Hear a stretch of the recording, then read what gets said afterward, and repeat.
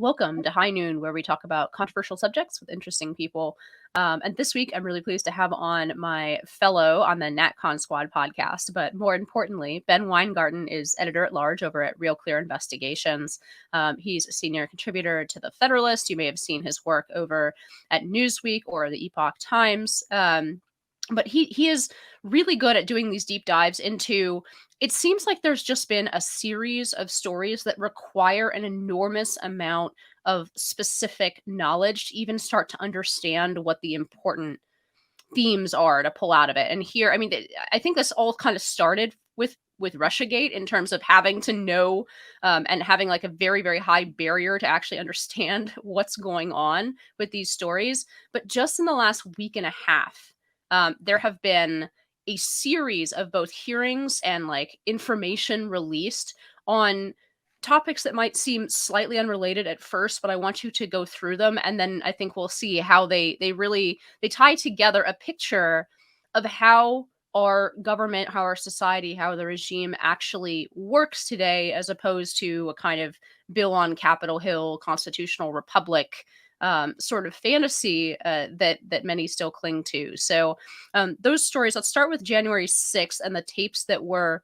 released to Tucker Carlson, and then we'll talk about the Twitter Files hearings and the COVID origin hearings in Congress, and we'll move on from there. But it just seems like so much about the actual functioning of our government and our society has come out just in the last couple weeks. So let's start with January 6th.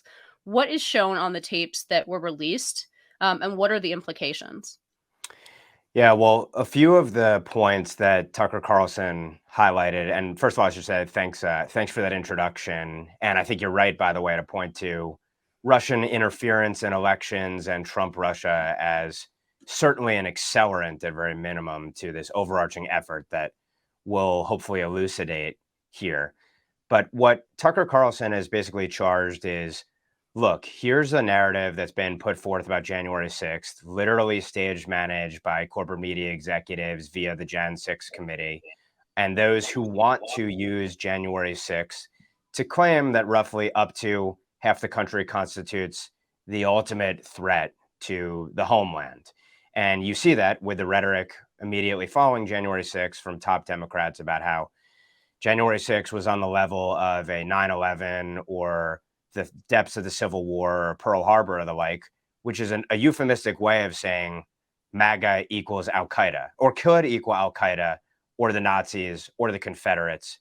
And thus we ought to consider pursuing them accordingly. And so this notion that this was an insurrection where democracy, or really the republic, hung in the balance was already challenged factually when you look at the fact that there have been no insurrection charges imposed. Ultimately, they did file charges for seditious conspiracy about a year into the prosecutions or the persecutions, depending on your perspective, of many of the defendants associated with January 6th.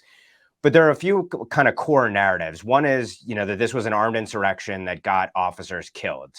Another is that, essentially this was massively violent and there were huge swaths of assaults. And there were over 100 people charged with assault, to be clear, but out of 1,000 plus people who have been charged, out of tens of thousands of people who were actually in Washington, D.C. that day.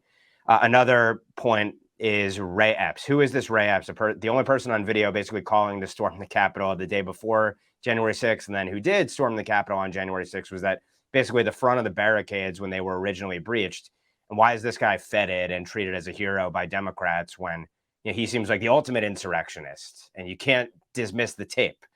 So there are all these sort of points, insurrectionists armed, engaged in a massive assault on the Capitol, and that this was, one of the darkest days in American history. And so consequently, the takeaway is we now have to engage in a domestic war on terror to root out these elements with some really beyond over-the-top rhetoric and policies to match it subsequently. What Tucker showed in these videos were a few things. One, QAnon shaman, who was sort of the face of the insurrection, is depicted in these videos basically being walked around different parts of the Capitol by the police, seemingly acting courteously and respectfully, not destroying anything, and clearly not being thrown out or handcuffed or anything like that.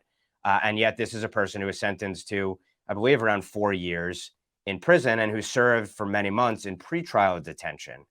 And he's one of many people, dozens of individuals who have served in pretrial detention, in some instances for many, many months, if not over a year, in horrific conditions, putatively because of COVID related restrictions. And their mistreatment has been exposed in certain cases. And in some cases, defendants have even been pulled out of prison. So QAnon shaman is sort of the face of the insurrection, treated as the literal personification of the insurrectionism in this country. And what we see is that this guy got basically 4 years in prison for what looks like walking through the Capitol, escorted by Capitol Police. And that raises significantly more questions about, the most vigorous investigative and prosecutorial effort, according to Merrick Garland, that there's ever been in U.S. history, and the methods and means used to pursue these now over 1,000 defendants. And there have been rumors that there are going to be 1,000 more charged ultimately. So, we're talking now multiple years after the events that occurred. So another aspect of this is, was Officer Brian Sicknick bludgeoned to death by insurrectionists? And we've known that to be false for many months. But the video shows that essentially, even after the initial point of contact with protesters, that he was still operating freely around the Capitol. And there continues to be essentially this blood libel around January 6th defendants, that these people murdered Capitol cops. And, kind of this over the top hysterical responses defending Brian Sicknick, which is just a sick and twisted way of exploiting a person's death, by the way, sickening in and of itself. When in reality, of course, as we know, that the only people to die that day were January 6 participants, namely Ashley Babbitt, shot by a Capitol cop, whose record shows that he had engaged in misconduct or violated policies previously. And he essentially got off without even a slap on the wrist with respect to his shot on January 6th. Another question that raises is, if he was acting appropriately, why was Ashley Babbitt the only person shot? There were lots of other people there marauding in the Capitol. To go back briefly to QAnon shaman, also the notion of the charges associated with these individuals, which the tapes kind of inadvertently get at. Most people were charged with essentially glorified trespassing, or in some instances, obstruction of an official proceeding. And obstruction of an official proceeding, as Julie Kelly has noted, is a Sarbanes-Oxley related law, never applied in an analogous circumstance like this. All of these points, raise questions. The last one, also, Ray Epps apparently, it seems, may have perjured himself because he claimed he, I think, was not within the Capitol at a certain time. The tapes show he was. So these are a few of the takeaways from the Tucker Carlson tapes. We'll see if we end up getting access to the 40,000 plus hours of January 6th footage, which Kevin McCarthy has kind of promised are going to be let out over time. Defendants and their lawyers apparently are now going to be able to access this footage. And it's remarkable, by the way, that they have not had access to all this footage when you've had so many cases already disposed of. And was there exculpatory evidence within those videos that defendants never were able to avail themselves of and make their cases?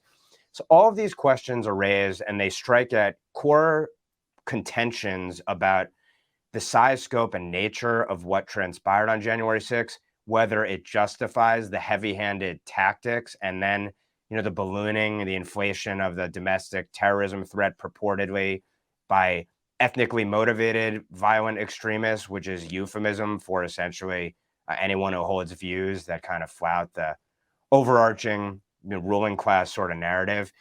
And January 6th is the linchpin, is sort of the jumping off point. As I put it in an article a week after January 6th occurred, this would be the accelerant for a massive war on wrongthink on this country. And it's proven out in a whole slew of institutions, purging anyone and any ideas that conflict with established narratives with respect to January 6th, most importantly, on questions about election integrity in this country, which, by the way, is what the members of Congress were going to be discussing that day. And they were subverted by the quote unquote insurrectionists in making that case to the public. Yeah, so it's interesting. So our colleague Emily Jashinsky was doing reporting outside of the Capitol, and as far as I can tell, which is difficult because, as you say, many of the hours of this are not of the video are not shown. And what we had known up to this point of the release of the video were videos from one side for the most part of the Capitol, and there were these sort of confusing or contradictory videos, or seemingly so, from the other side of the Capitol. Right. So on the one hand, we have these videos of, so let's call it the Ashley Babbitt side of the Capitol, right, where it's very clear there are videos of people smashing windows and they're like actively breaking into the Capitol as part of a riot, right? And then on the other hand, we have videos from other parts of the Capitol where the police apparently did open up the barriers and essentially, I don't even want to use the word escort so much as just like they just let people in and then walked around next to them, keep trying to keep an eye on them, like trying to kind of gently talk them out of doing, what they were trying to do, but by no means like actively, aggressively stopping them, right? Um, and so that definitely presents a different picture of what happened in different sides of the Capitol. But I want to pull out a few sort of larger questions out of this. One, there is the question of the rule of law. Obviously, this happened after an entire summer of rioting in various other places all across America, cities across America. I mean, I remember standing in DC and literally seeing a whole series of fires right from my roof, just lit across the city. And that was before this. This was during the summer of 2020.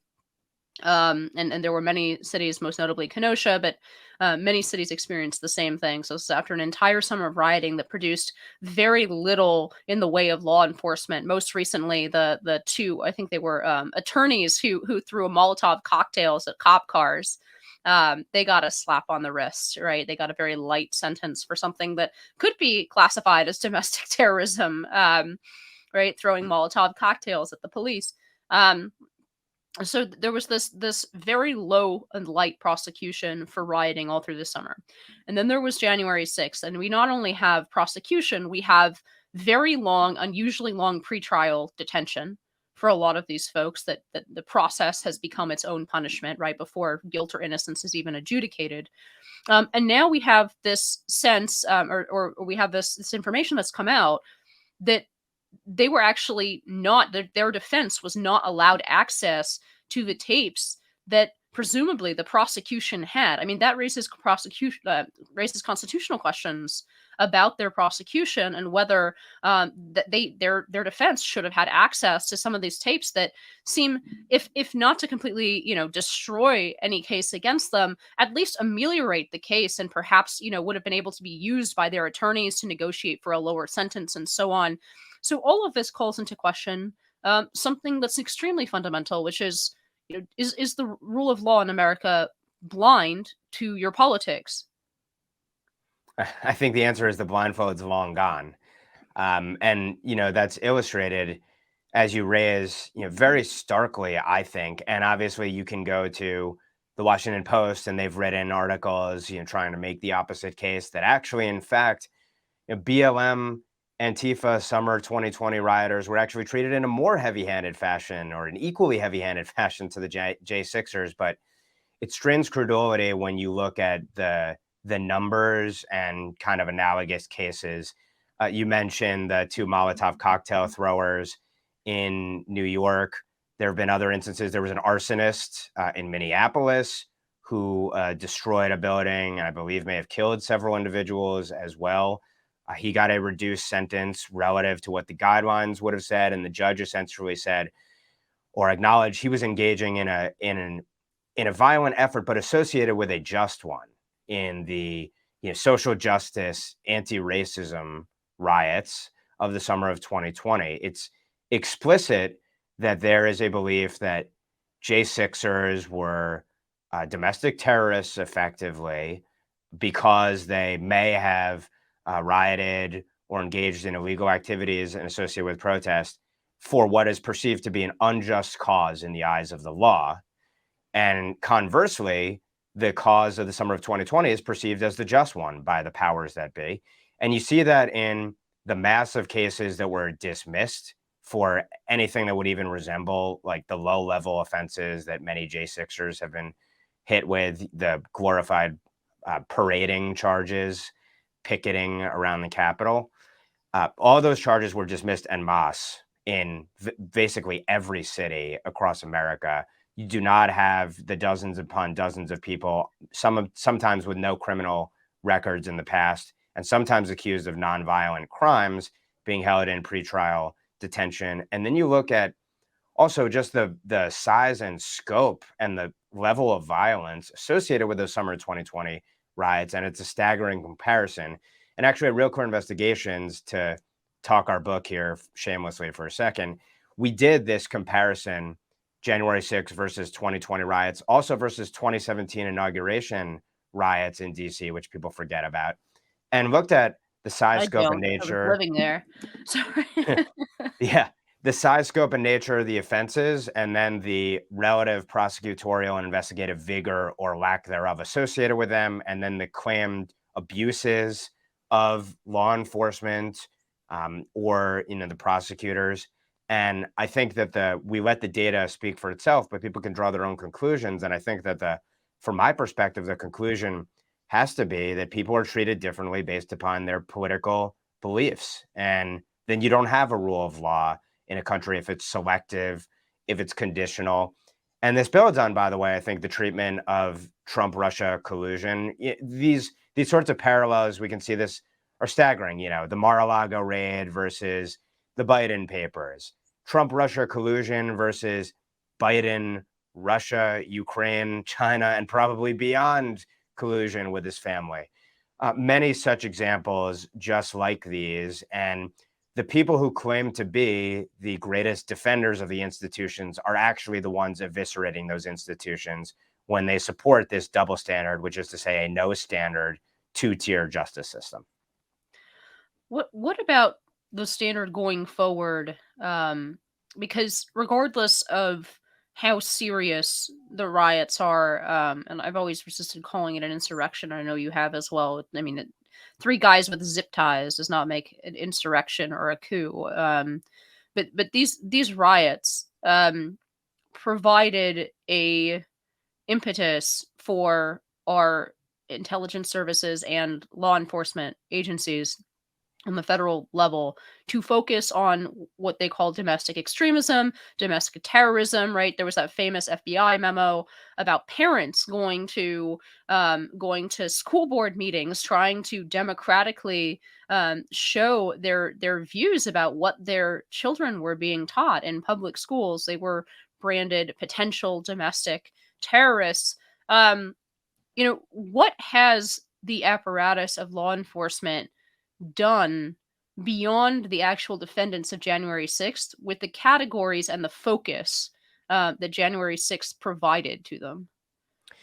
Yeah, I think, well, let me just frame this up a little bit. So I think that there's one core document and then one statement from an official that I think really captures kind of where we've gone with January 6th, in large part used as a pretext for what they already wanted to do, by the way, because remember, the apparatus could cherry pick certain points if they wanted to before January 6th. They would have said the Gretchen Whitmer attempted kidnapping, so-called, which we learned, at least in one court, has been determined to be essentially an entrapment scheme.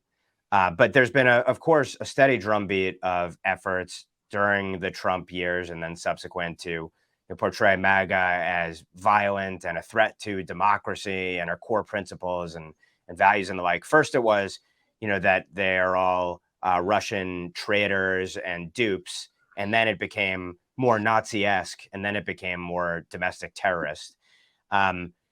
What subsequent to January 6th, the Biden administration very quickly started talking about maybe we need more domestic terror laws on the books. And they didn't end up going there. But what they did do was they created a national strategy for countering domestic terrorism, which to me is the key underappreciated document that kind of underlies all of the efforts that can be traced to January 6th, but subsequently to use various levers of the administrative state, oftentimes hand in hand with private sector actors, to pursue wrongthink, whether that's in censorship, whether that's in deplatforming, debanking, the targeting of individuals using the DOJ and beyond.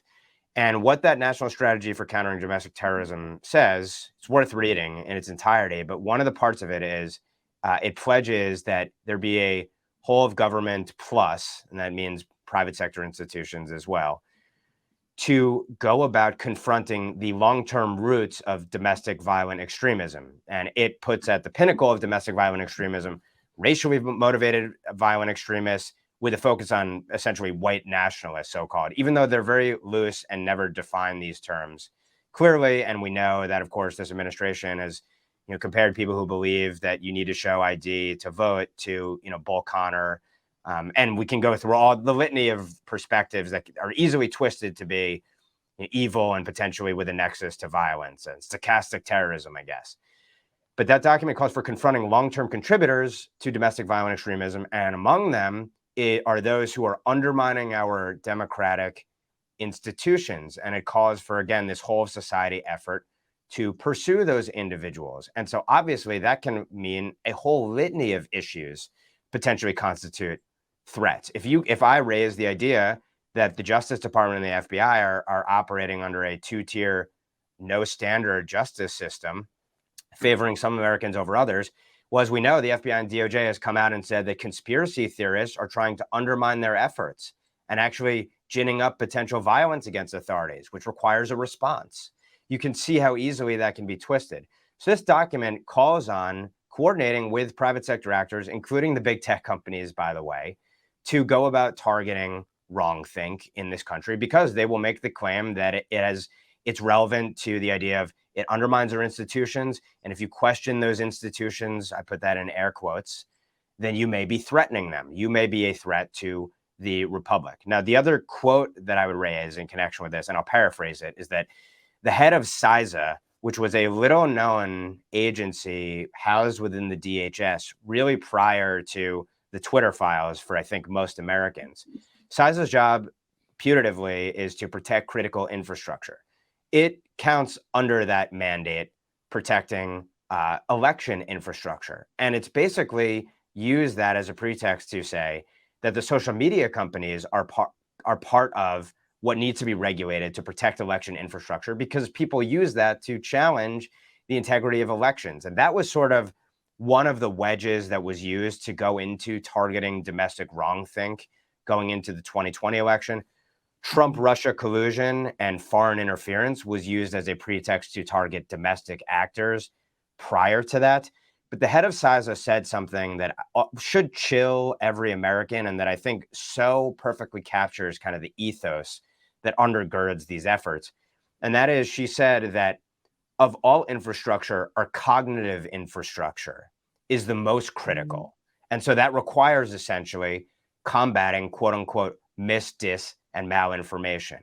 And that is basically the ethos, the perspective that has been used to justify mass censorship and suppression of ideas and individuals who hold up views on a whole slew of issues, some of which we'll probably talk about, including election integrity, including anything around January 6th, gender to quote unquote gender affirming care, mutilation of minors, and a whole slew of other issues as well. But the pretext is those who hold views that challenge our favored narrative present a threat to our democracy, so-called, and thus we can use the tools of the global war on terror and turn them on domestic dissenters.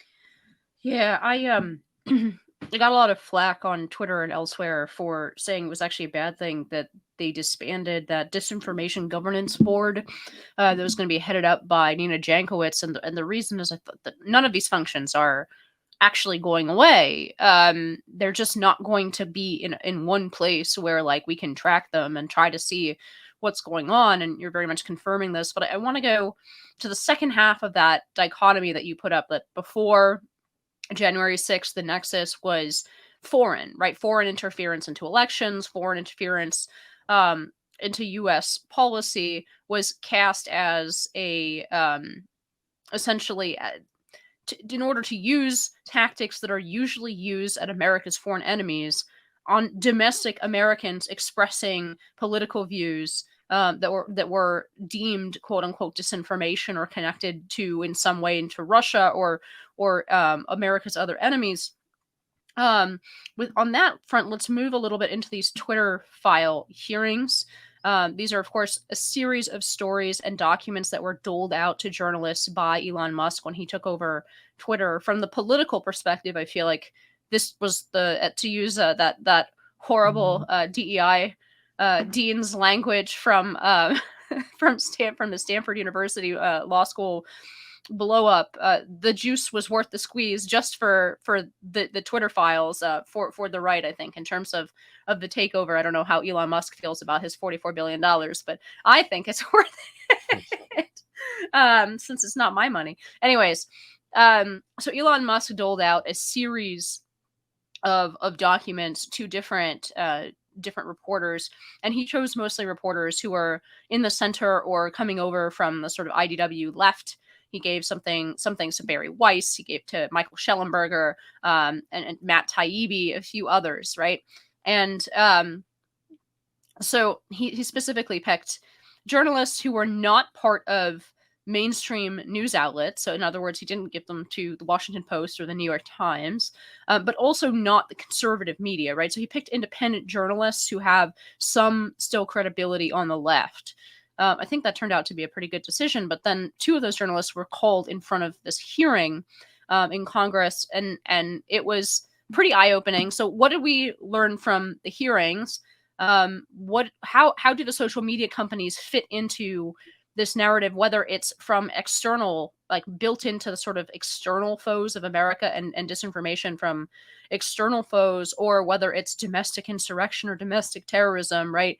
The social media companies and censorship of Americans expressing political views about our own government and society have been caught up in this. So what did we learn from the Twitter files? And again, what additional do we learn about how censorship actually functions in 2023 in America?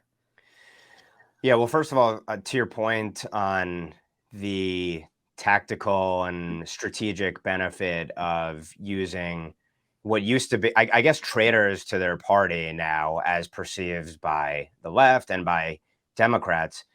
One of the things that was really striking within these hearings was that the ranking, well, first of all, let me level set here. This was number 2 of the Weaponization Committee, which is a subcommittee of the House Judiciary Committee, second hearing associated with this subcommittee. And the Democrat modus operandi within these hearings has been to essentially try to attack the witnesses, attempt to undermine their credibility, and then use that to say that this is, kind of a joke from Republicans. So the first hearing, they were questioning Jonathan Turley's expertise in talking about fundamental issues pertaining to the law, despite the fact he's, well-respected, liberal law professor. And, one of the attacks on him was, well, you're talking about the administrative state, but have you ever worked in the administrative state? Oh, you haven't. You're not allowed to comment on this, Jonathan Turley. In this one, it was even more galling and brazen, the attacks on Matt Taibbi and Michael Schellenberger. The ranking member, Representative Plaskett, referred to the two journalists as so-called journalists. And Matt Taibbi took it in stride and shot back perfectly, talking about his bona fides, being a 10-time published author, 4-time New York Times bestselling author, winner of a whole slew of establishment journalistic awards and the like. And he basically was having none of it. And I think, so to your point, which is worth underlining, it was an inspired choice picking these individuals because Taibbi, and I'm sure Schellenberger as well, as former members of the really liberal left, knew exactly how they would be attacked, and they knew how to handle those attacks. And they put on, I think, a masterclass in dealing with them that maybe those on the conservatives would not have been as shrewd and at knowing how the left would attack them. But that's all a way of saying there's been a politics of personal destruction that Democrats have been engaged in against the Republican-aligned, I guess, witnesses of the Weaponization Committee because they don't want to grapple with the substance. They tried to attack Taibbi and Schellenberger, basically asking them, did Russia interfere with the 2016 election? As if it's a cut and dry, a simple yes or no, when it actually requires a little bit more of a nuanced answer, precisely because that was used as a pretext to justify the censorship regime that Taibbi and Schellenberger laid out. And their focus, and Michael Schellenberger put out a very lengthy report on this, is on what they call a censorship industrial complex. And I would argue that one component of that is the kind of disinformation industrial complex. Basically, what they show is that there's a mass public-private censorship regime that has existed. Most notably in the 2020 election, we saw the apparatus put into play, but it existed even before then, where you had public sector actors, namely the national security apparatus. This includes State Department entities, entities within DHS, including CISA, like I mentioned, and others, working hand in glove, in some cases directly with social media companies to flag accounts and content that they found objectionable for whatever reason. I put that like that again in air quotes. And then also that they worked with putatively private sector research or academic linked organizations who were used as cutouts, and they essentially the government fed those organizations accounts or content worth flagging, and those organizations fed it into the likes of Twitter and other social media companies as well. And basically, the social media companies had the pressure, if they weren't already inclined to do it, and many of them were, of course, to censor and suppress individuals and accounts in a whole slew of ways, obviously not just completely deplatforming or suspending people over specific tweets or censoring specific tweets like the Hunter Biden laptop story, but in a million different ways, algorithmically suppressing wrongthink on a whole slew of issues. And we have smoking guns now associated with that mass public-private censorship effort. And it indicates that there was a First Amendment violation, a rampant mass First Amendment violations at play with respect around the 2020 election, with respect to the Chinese coronavirus and any number of elements associated with it, and on a whole slew of other issues as well. And so the Twitter files have exposed that for all to see. I've argued that there also need to be Facebook files and YouTube files and Microsoft files and AT&T files and every single other, essentially not just social media, but tech company, because the government agencies were having meetings with all of these major enterprises in the run-up to the 2020 election associated with, essentially, quote unquote, protecting our critical infrastructure. And so you can see, obviously, like every good tyranny, it's a tyranny for the benefit of its victims. This is about protecting and preserving democracy and a liberal America. But in reality, it's using the most authoritarian and autocratic measures to ensure that one narrative be allowed to be propagated. And that's the favored narrative of our ruling regime. And so, again, it's manifested itself in the censorship and suppression of any narrative, so-called, that conflict with the favored ones of our ruling elites. So I think you put it very well in a piece for Real Clear Investigations. You called it a quote, largely successful bid by U.S. national security apparatus to manipulate public opinion. And I think that gets right to the point. I think that's a very good description of not only this, but then our third detailed subject, and then we'll pull out again and see, what if anything can be done about this, what ought to be done about this, because this is at the most fundamental level, completely contradictory to the way that any kind of, let alone a constitutional republic, but even like any kind of small d democratic society can operate, right? That essentially very powerful private actors and very powerful government regulatory actors got together on Zoom calls and email chains and decided what the American people can and cannot say with regard to their own political future.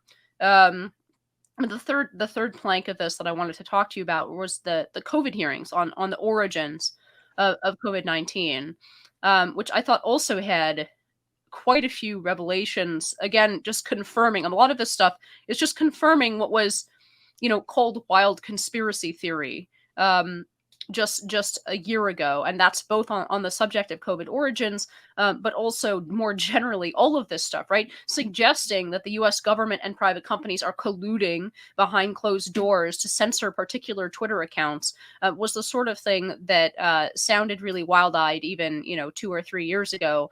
And now we have the documentation and testimony to confirm that indeed it was happening. And that's, in fact, largely how we're being governed. But so there were these COVID hearings on the origin. What did we learn from those hearings? And, what does it say about, again, this forgetting for a moment the actual truth of what happened with COVID, which we may never be able to tell now, the origin of it, what does it say about this entire sort of milieu that we've been talking about with regard to January 6th and with regard to the Twitter files, about what information is allowed out, what kind of discussions are allowed in the public square today, um, and then how does government, in fact, collude with private actors to make sure that those discussions go one way and not the other? Well, let me make 2 points at the outset. First, with respect to the many layers of issues surrounding the Chinese coronavirus, whether it's the origins, natural immunity, the efficacy of the vaccines, who was most likely to get seriously infected, alternative therapeutic measures to the vaccines, and on a whole slew of other issues. In so many different instances, what was treated as dangerous mis, dis, and malinformation, and we should define what dangerous is, and they never did. They claimed dangerous to public health, but oftentimes it was dangerous to their favored policy prescriptions or their power. In so many instances, what was cast as mis, dis, and malinformation ended up becoming accepted, settled science of our public health establishment. Things that were oftentimes known within the first few months associated with the spread of the virus domestically and across the globe as well. Another point that I would make is, so with respect to lab leak, and why was it that the likes of Anthony Fauci and others in the public health establishment, and then Democrats and then the media, were so quick to cast anyone who portrayed a lab leak as a legitimate and plausible, if not highly probable, cause of the spread of the virus? And why was the attack so swift? And obviously, the immediate answer is, well, Donald Trump endorsed it and Tom Cotton endorsed it, so consequently, we need to oppose it. That's kind of a simplistic aspect of it. But there are more layers to it than that. So the second kind of argument that was largely put forth was that that's a xenophobic attack, which, by the way, I do wonder among those who said that, is it xenophobic even if it's true? And are you not allowed to say it even if it's true? And the answer is, yeah, probably not. You're probably not allowed to say it if it's true, because there are many things that are true that you're simply not allowed to say because they slay sacred cows.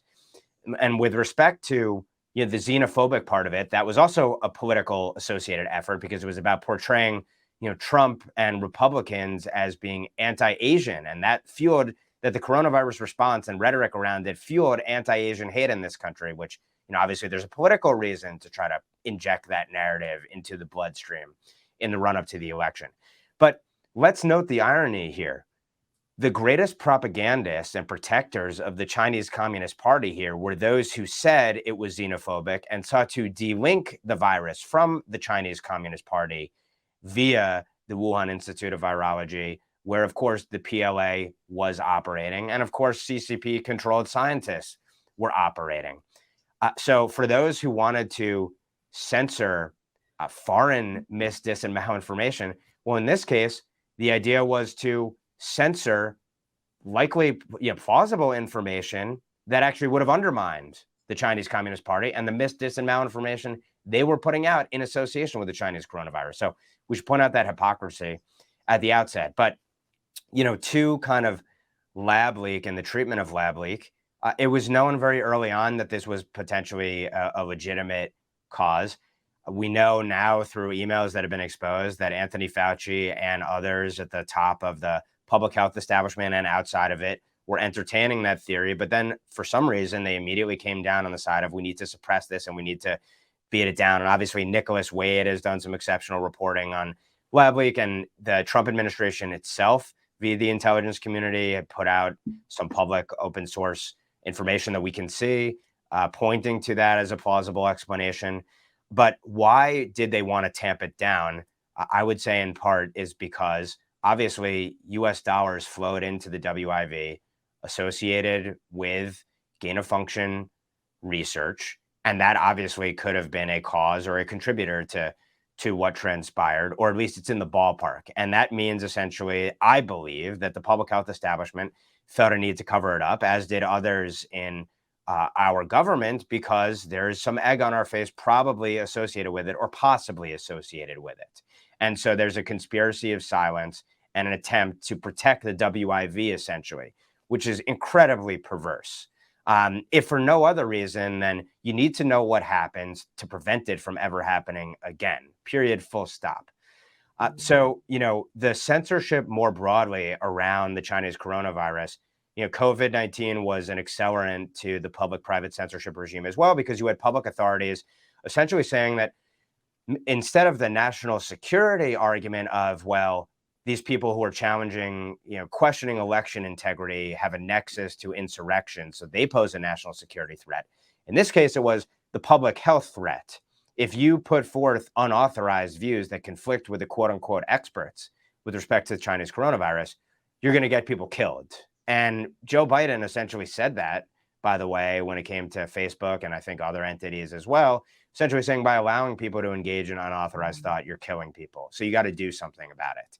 And the public health establishment, several bureaucrats within the government, called for the social media platforms to engage in censorship. The White House called for platforms to engage in censorship, all in a bid to point the public towards its favorite outcomes with respect to lab leak in part, but then also with respect to essentially vaccination is the panacea and the answer, and everyone needs to get vaccinated, and anything, even if it's true information based upon what we've seen in some of these revelations, even if the information is true, if it might cause someone to question whether or not they want to get vaccinated, that's a problem, and that wrong think has to be purged.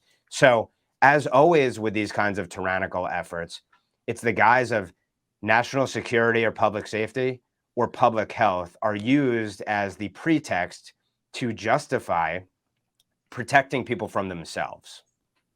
So we have three different bases for this so far, right? We have the foreign interference basis. That's the Russian misinfo, right? Propaganda. We have domestic terrorism, and we have public health. All three very stretchable in themselves and very loose definitions. But it also suggests that nearly anything can be used, right? It's easy to imagine slotting climate change, for example, into this framework and saying that any discussion of defending the coal industry is threatening the health and the future of the United States because we're all going to die as the clock in Union Square in New York City says we have just over 7 years to live. It's a countdown, doomsday clock.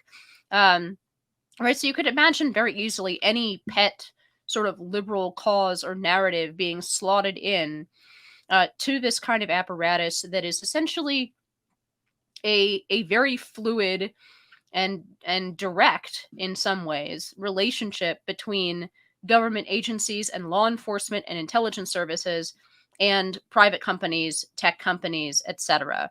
So, one, now that we have a lot of information in the public square about this, which is something we didn't really have a year and a half ago, right? This is what we've been talking about is just the last week and a half, right? You said there are several smoking guns with regard to the Twitter files. It seems like there are several smoking guns with regard to all of these things, right? We have the documentation, we have the testimony under oath in these hearings, and so on and so on. We now have the case that this is how the government actually operates. So if that's the case, what is to be done about that? What should people who are concerned about this be advocating that our representatives in the government do? And sort of what what is the solution to what seems like a very well-oiled machine that can be geared up on nearly any topic that seems to be important to keep, sort of keep Americans on track, or as you said, right, to manipulate public opinion on. And also, I was remiss in noting that there's a revolving door between all of these entities, It's an because important point, yeah. you have many folks who staff the quote unquote trust and safety, quote unquote content moderation, i.e., censorship teams within a whole slew of firms that deal in the dissemination of information, who themselves worked at the CIA, the FBI, DHS, et cetera. And that's at the top ranks of virtually every major social media company at a minimum. And so let me go kind of what the long-term deeper issue is that has to be combated, and then the more narrow one. So longer term, kind of these are all symptoms of what I think is a root cause of a death in the belief in free speech, in actual flourishing, dynamic discourse, challenging one's views, actually getting exposure to a whole slew of them. Because we've said that certain views are so odious that they actually constitute violence themselves. And so, thus, the only proper response in a civil society is to silence people. Again, obviously, this is, you and I know, and the audience knows, this is ludicrous, but this is actually the ethos that prevails. So the campus notion of this speech is harmful, it constitutes violence, and actually literal physical violence is justifiable in response to it, that ethos has now pervaded, matriculated, and graduated into virtually every single institution.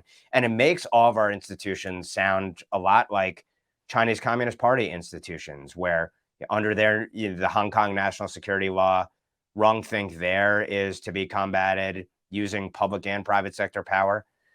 Analogous system that's essentially being implemented here, a social credit system with American characteristics, in no small part because those that staff all of these institutions do not believe in free speech, or cynically, they believe that this is the path to power and perpetuating that power and privilege.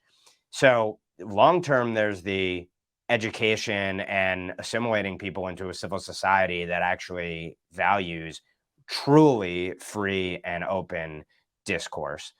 And that's gone. And consequently, you see what we have today.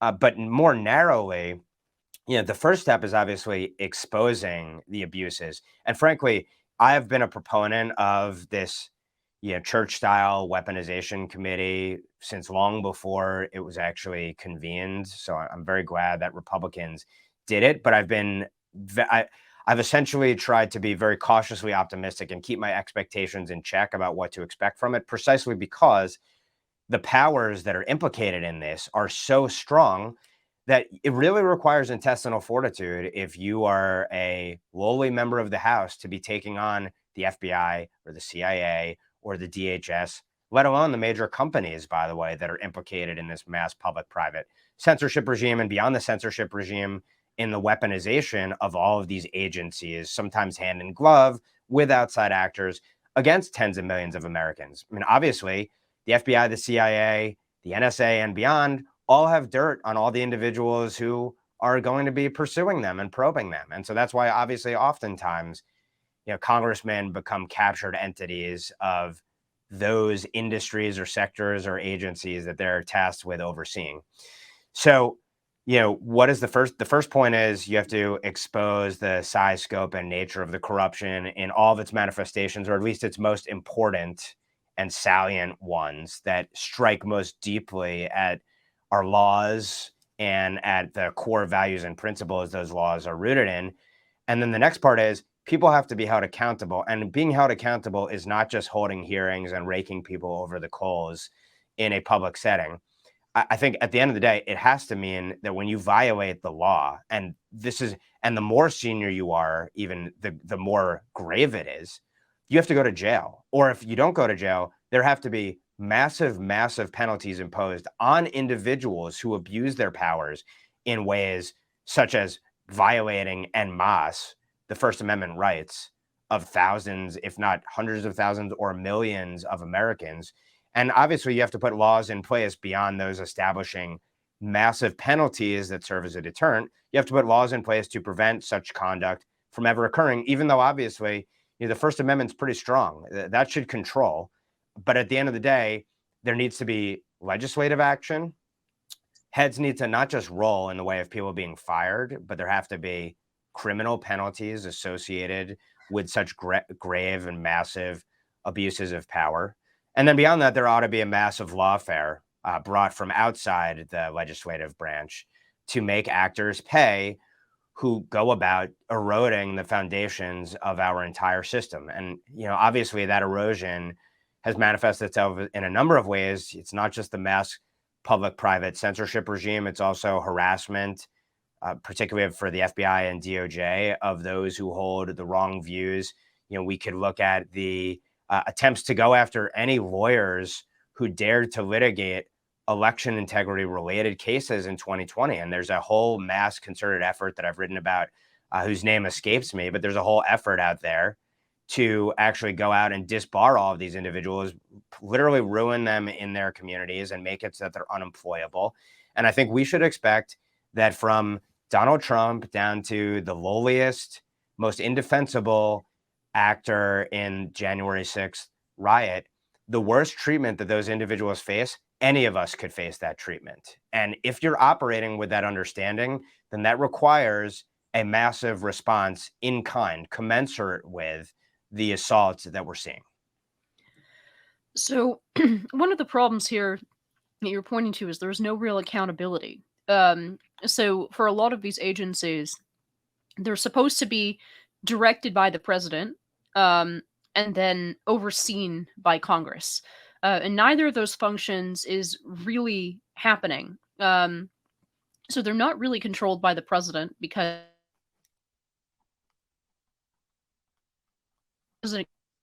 and for the rest, and that's hard enough for all kinds of reasons because the right doesn't have it. This has really showed up in the Donald Trump administration, right? That like all of the people with the appropriate expertise to work in these various bureaucracies were hostile, or nearly all of them, to the political project of somebody like Donald Trump. And so it was very difficult even to get the right political appointees in place, partially, I think, to Trump's, to a good critique of Trump, right? Like this is in part, the buck stops with him in terms of political appointees. Like the fact that he did hire a lot of these like sort of establishment folks who were very, very hostile to anything that he wanted to get done. And the latest example of this that I heard about, and I can't believe it, is that, and I won't repeat the names involved, but that there was an effort to scuttle a program. I don't want to put too much detail into this because I don't want to get anyone in trouble. But basically, even within the Trump administration, there are political appointees stopping political projects because "quote unquote" disparate impact on single Black mothers, right? Which is obviously very contrary ideology to the one that Donald Trump ran on and tried to implement as president. But even within his own administration and appointees, this was the rationale, right? But that's just the tiny percentage of appointees. Below them is the entire iceberg of the administrative state, millions of people who work in the civilian administrative state. That's leaving aside even the Pentagon and so on. There's very little control over them.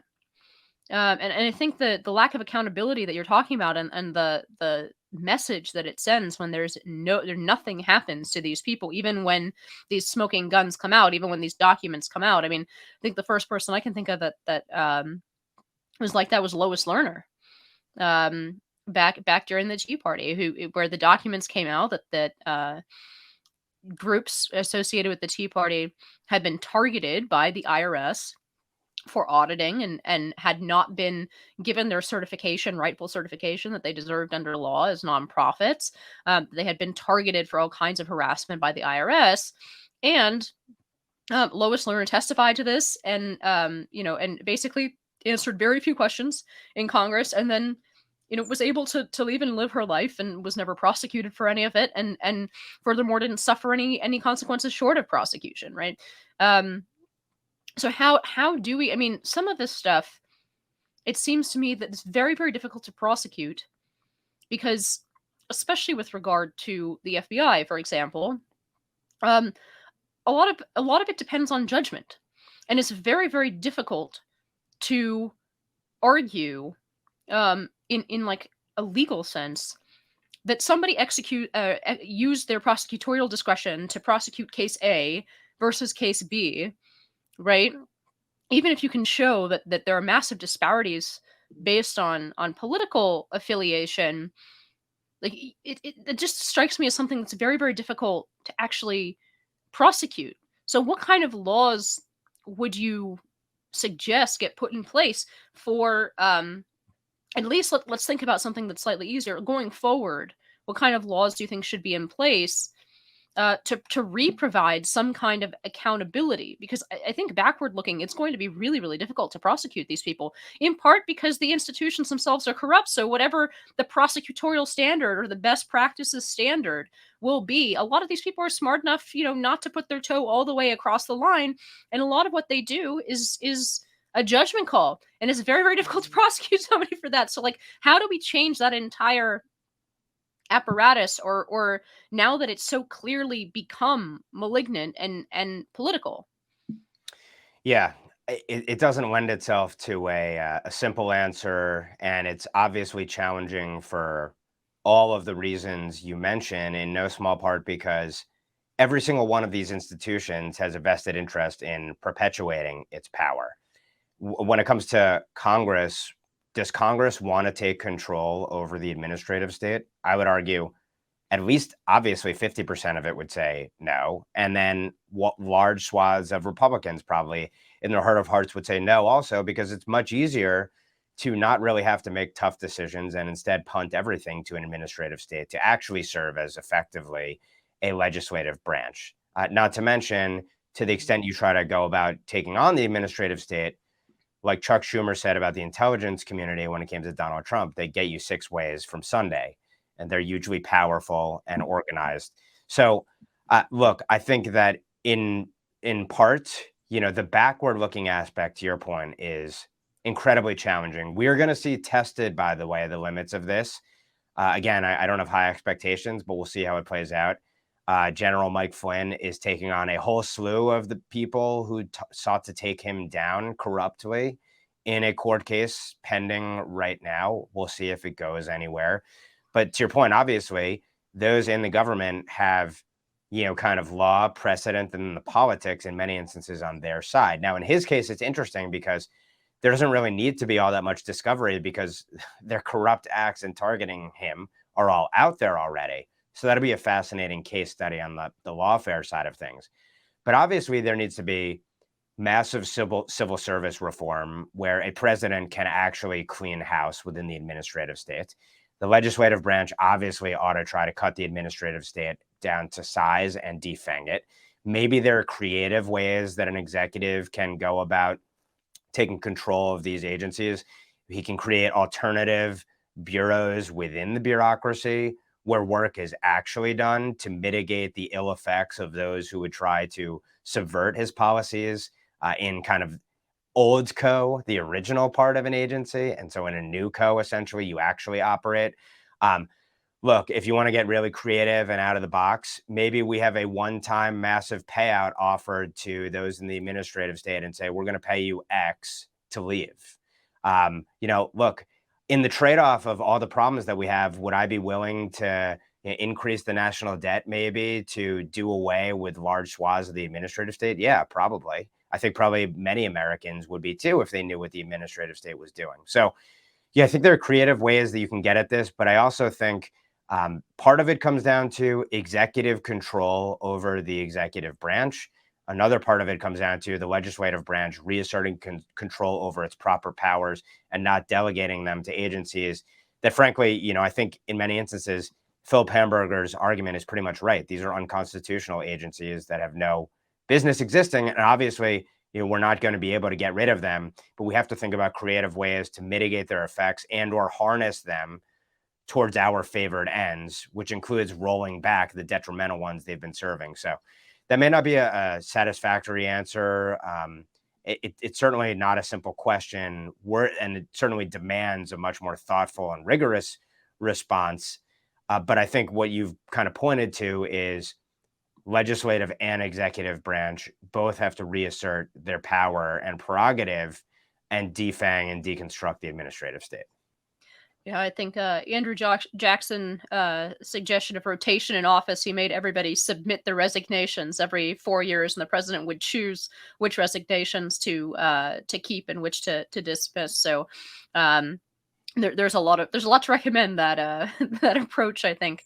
But thanks so much, Ben Weingarten, for coming on High Noon. You can find Ben's work at Real Clear Investigations, where he is editor at large. He's also a columnist for The Federalist and Newsweek, as well as Epoch Times. So you can find his work at all of those places. He's also the author of a book called American Ingrate about Ilhan Omar, which you should check out. And he's on with me every week on NatCon Squad. So if you want to check out that podcast, highly recommend. So Ben, thanks so much for being here. Thanks so much for having me. I really appreciate it. And thank you to our listeners. High Noon with Inez Stepman is a production of the Independent Women's Forum. As always, you can send comments and questions to inez.stepman@iwf.org. Please help us out by hitting the subscribe button and leaving us a comment or review on Apple Podcasts, Acast, Google Play, YouTube, or iwf.org. Be brave, and we'll see you next time on High Noon.